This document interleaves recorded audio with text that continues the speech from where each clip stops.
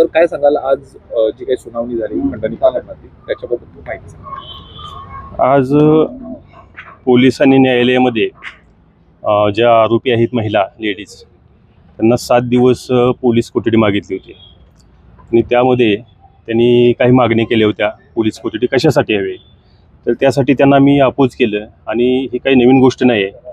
सर्व महाराष्ट्राला ही माहिती आहे की मंत्री महोदयांनी 2016मध्ये ह्या लेडीजच्या बाबतीत काय केलं होतं आणि त्या केसमध्ये स्वतः सरेंडर झाले, माफीनामा दिला आणि माफीनामा दिल्यानंतर मी इथून पुढे कुठलाही त्रास देणार नाही आणि असं असूनसुद्धा त्यानंतर त्या महिलेला त्रास दिला आणि महिलेने ज्यावेळेस आवाज उठवण्याचा प्रयत्न केला, विशेषतः 5 मार्च या महिन्यामध्ये मुंबईमध्ये पत्रकार परिषदेमध्ये पत्रकारांनी काही प्रश्न उपस्थित केले आणि उपस्थित केलेल्या प्रश्नांना मंत्री महोदयांनी उत्तर न देता उत्तर देण्याची टाळाटाळ केली आणि जे काही प्रश्न सत्य ह्याच्यावरती विचारले त्याचा मंत्री महोदयांना राग आला आणि ह्या रागाच्या पोटी हे राजकीय बळाचा वापर करून ह्या महिलेला कट करून ह्यामध्ये गुन्ह्यामध्ये ह्याला अडकवलेलं आहे.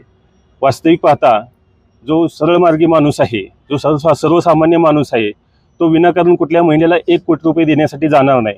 याचा दुसरा अर्थ असा आहे प्रत्यक्षपणे की ह्या महिलेकडं ह्या मंत्री महोदयांचं काहीतरी गूढ आहे आणि हे गूढ नष्ट करण्याच्या उद्देशानं पोलीस यंत्रणेचा, पोलीस माध्यमाचा वापर करून तिच्यावरती हा खंडणीचा खोटा गुन्हा दाखल केला आणि त्यायोगे तिच्याकडे जे काही इलेक्ट्रॉनिक डाटा असेल, काही माहिती असेल ती नष्ट करावी की जेणेकरून भविष्यामध्ये मंत्री महोदयांना त्रास होऊ नये या उद्देशाने ह्या महिलेवरती खोटा गुन्हा दाखल केलेला आहे. सगळं बनाव आहे असं एकंदरीत क्लायंटशी बोलल्यानंतर समोर आलेलं आहे. काय क्लायंटचा ह्याच्यामध्ये काहीही दोष नाही आणि क्लायंटला ह्याच्यामध्ये मी एक ज्यादा अशी गोष्ट सांगतो की स्वतःच्या वकिलांनी जो विश्वासघात केला आहे आणि ह्या क्लायंटला काही गोष्टी नाईलाजानं म्हणायला लावल्यात, म्हणायला भाग पाडलेत आणि त्याचं पोलिसांनी जाणीवपूर्वक राजकीय वरदास्तानी किंवा राजकीय दबावापोटी त्याचं रेकॉर्डिंग काय केले असं आम्हाला समजतंय.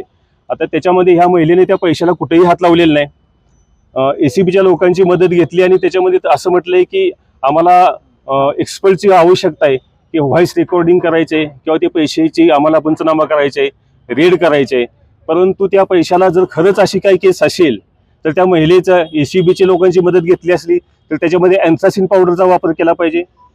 त्या नोटांना त्या जर महिलेचा हात लागला तर महिलेच्या हाताला अँथ्रासिन पावडर लागेल, तो पुराव्याचा एक भाग बनेल.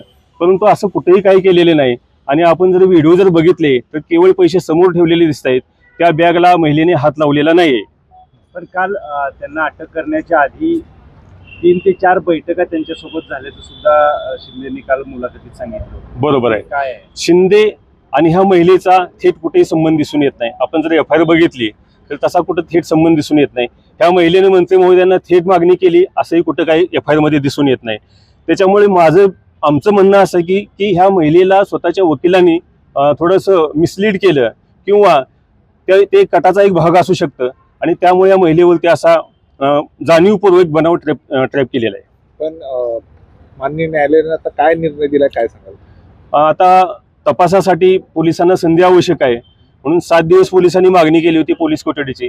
परंतु आम्ही जरा काही डॉक्युमेंट दाखल केले की मंत्री महोदयांनी यापूर्वी सन 1994 पासून जे काही प्रताप केलेले आहेत त्याची आम्ही यादी दाखल केलेली आहे. आपणास हवी असेल तर मी यादी तुम्हाला देतो मी ती आणि यादी आपण ती त्या मीडियावरती आपण द्यावी आणि ह्या बॅकग्राऊंडचा विचार करता की मेहरबान कोर्टानं 24 तारखेपर्यंत सोमवारपर्यंत पोलीस कोठडी दिलेली आहे.